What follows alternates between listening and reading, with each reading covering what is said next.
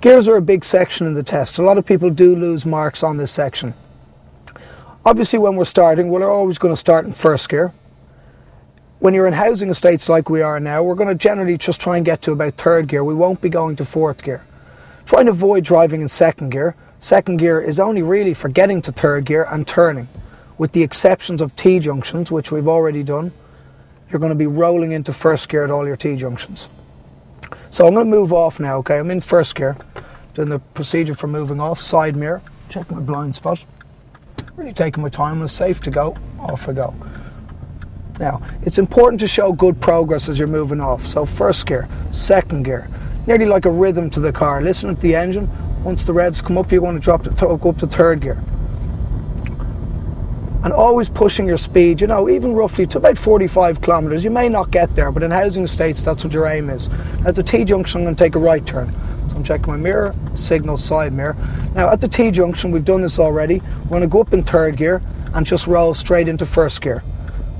Putting your clutch in about 15 feet before the turn, rolling into first gear.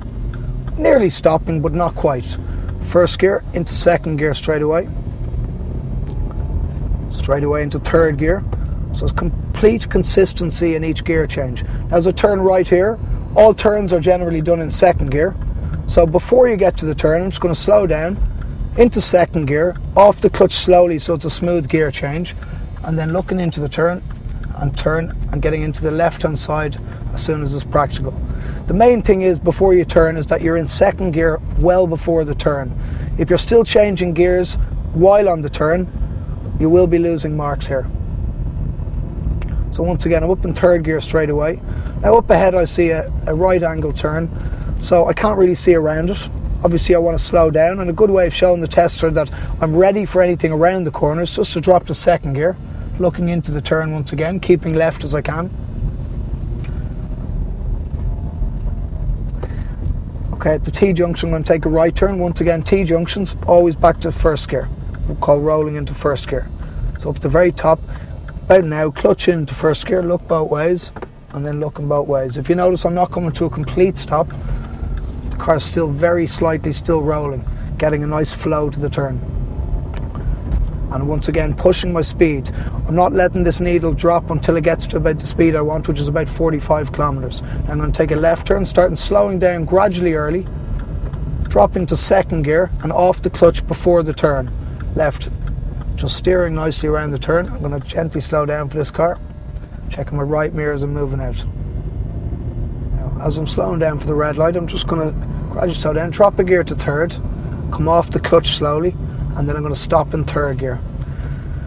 If you're driving along in fourth gear and lights turn red quite suddenly, stopping in fourth gear is completely permissible, no problem at all. But generally when you have time, the tester would like to see you just drop one gear to third. For all normal driving, keep your hands at the 2/4 to 3 position. When turning, use the pull-push method and try and avoid crossing your hands.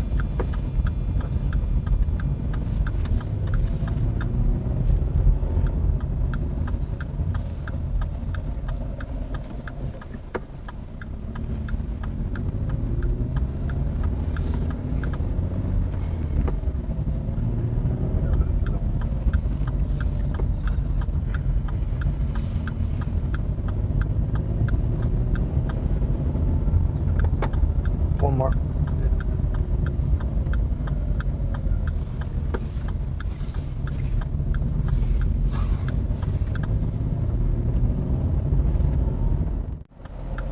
Okay, as I'm stopped here, I'm going to pull up my handbrake, which is necessary because I'm on a slight incline, and I'd always recommend using the handbrake whenever you're at a red light. At stop signs, it's not necessary unless you're going to roll back. So sometimes people are quite unsure when they should use the handbrake and when they shouldn't. It's well instructed by the tester to pull in. If you find you're on an incline, obviously then the tester is asking you to do a hill start. So the main thing is that you don't roll back. So you will need to use your handbrake for this. So when the tester instructs you to move off, you're going to follow the correct procedure for moving off, which is checking your mirror, signal right, check your side mirror, check your blind spot, find the bite. When you feel you have the bite, then release the handbrake, and then slowly and try and do it as gently as you can as you're moving off. Try not to roll back at all. Now, as you can see here, it's actually just started raining very lightly, so it's important that you keep the car clear at all times. If the car is steaming up, the tester will mark it. That's why your demisters will be required.